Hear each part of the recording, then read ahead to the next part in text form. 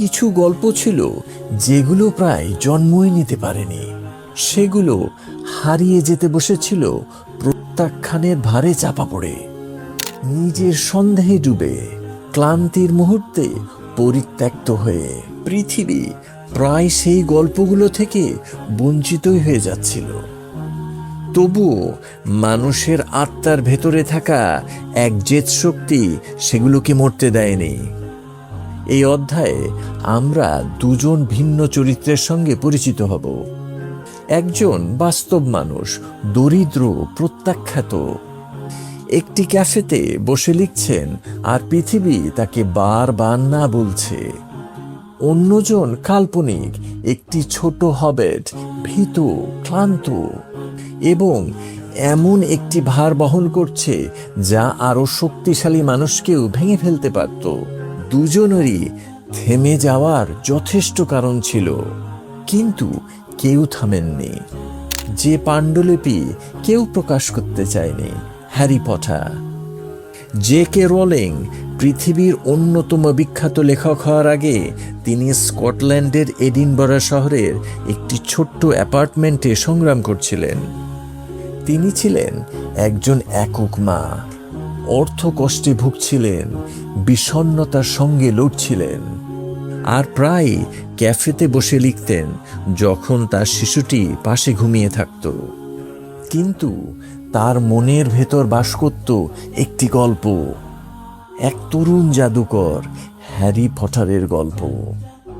যখন তিনি Harry Potter এবং দ্য ফিলোসফার স্টোন গল্প শেষ করলেন, একের পর এক প্রকাশক সেটি প্রত্যাখ্যান করল। 12টি প্রকাশনা সংস্থা না বলেছিল। একবার কল্পনা করুন, যে স্বপ্নে আপনি আপনার হৃদয় ঢেলে দিয়েছেন, সেই স্বপ্নকে বারবার প্রত্যাখ্যাত হতে দেখা কেমন অনুভূতি। বেশিরভাগ মানুষ সেখানেই থেমে যেত, কিন্তু রোলিং থামেননি। তিনি পাণ্ডুলিপি পাঠিয়েই গেছেন।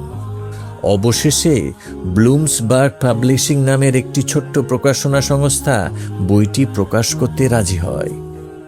শোনা যায় প্রতিষ্ঠানের প্রধানের ছোট মেয়ে প্রথম অধ্যায় পড়ে এতটাই মুগ্ধ হয়েছিল যে সে বাকিটাও পড়তে চেয়েছিল। সেই একটি হ্যাঁ সাহিত্যের ইতিহাস বদলে দিয়েছিল। পরে পৃথিবীর কোটি কোটি পাঠক হ্যারি পটারের সঙ্গে বড় হয়েছে, কিন্তু সেই জাদু প্রায় চিরতরে অদৃশ্য হয়ে যাচ্ছিল। কারণ অনেক সময় সাফল্য তাদের কাছেই আসে যারা কখনো সংগ্রাম করেনি বলে নয়, বরং তারা সংগ্রামের পরেও থামতে অস্বীকার করেছে। ফ্রোডো ব্যাগিন্স এবং আংটির ভার। দ্য লর্ড অব দ্য রিংসে ফ্রোডো সবচেয়ে শক্তিশালী যোদ্ধা নয়, সবচেয়ে জ্ঞানীও নয়, সবচেয়ে ক্ষমতাবানও নয়, বরং অনেক সময় তাকে ভীতু, ছোট এবং অসহায় মনে হতো। তবু সে এমন একটি দায়িত্ব বহন করে যা অন্য কেউ বহন করতে পারে না। ক্লান্তি, ভয়, যন্ত্রণা এবং প্রলোভনের মধ্যে দিয়ে সে ধীরে ধীরে এগিয়ে যেতে থাকে। এটাই তার যাত্রাকে এত শক্তিশালী করে তোলে। সাহিত্য আমাদেরকে শেখায় সাহস মানে ভয় না পাওয়া নয়, সাহস মানে ভয়ের মধ্যেও এগিয়ে যাওয়া। অনেক সাধারণ মানুষ নিজেদেরকে ছোট করে দেখে কারণ তারা প্রচলিত অর্থে নায়ক নয়, কিন্তু জীবনের অনেক বড় বিজয় অর্জিত হয় নীরবে, ধৈর্য এবং সহ্য শক্তির মাধ্যমে। এখন পর্যন্ত আপনি নিশ্চয়ই একটি বিষয় লক্ষ্য করেছেন, অবিচলতা, থেমে না যাওয়ার সংকল্প। এটি খুব জোরে আসে না, চকচকেও নয়, সামাজিক মাধ্যমে ভাইরাল হয় না, হাততালিও নিয়ে আসে না। এটি দেখতে এমন, একজন নারী ক্যাফেতে বসে লিখছেন 12 বার প্রত্যাখ্যান পত্র পাওয়ার পরেও। এটি দেখতে এমন, একজন ছোট্ট ভীত হবেট যে থেমে যেতে চাইলেও আর একটি পদক্ষেপ এগিয়ে যায়।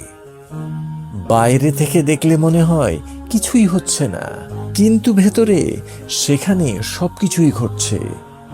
সেখানে জন্ম নিচ্ছে সেই সিদ্ধান্ত যেখানে যুক্তি বলে থেমে যাও, তবু তুমি এগিয়ে যাও। সেখানে জন্ম নিচ্ছে সেই শক্তি যা পৃথিবীর মতামতকে নিজের সত্যে পরিণত হতে দেয় না। সম্ভবত এটাই মানুষের ভেতরের সবচেয়ে শক্তিশালী শক্তি। জে.কে রোলিং মহান হয়েছিলেন এই কারণে নয় যে 12টা প্রকাশক তাকে হ্যাঁ বলেছিল। তিনি মহান হয়েছিলেন কারণ 12টি প্রকাশক তাকে না বলেছিল, আর তিনি তবুও এগিয়ে গিয়েছিলেন। ফ্রোডো তার যাত্রা শেষ করতে পেরেছিলেন এই কারণে নয় যে তিনি নির্ভীক ছিলেন। সে সফল হয়েছিল কারণ ভয়ের মধ্যেও, ক্লান্তির মধ্যেও, যখন ভার অসহনীয় মনে হচ্ছিল, তখনও সে পরবর্তী পদক্ষেপটি নিয়েছিল। আর আপনিও তা করতে পারেন।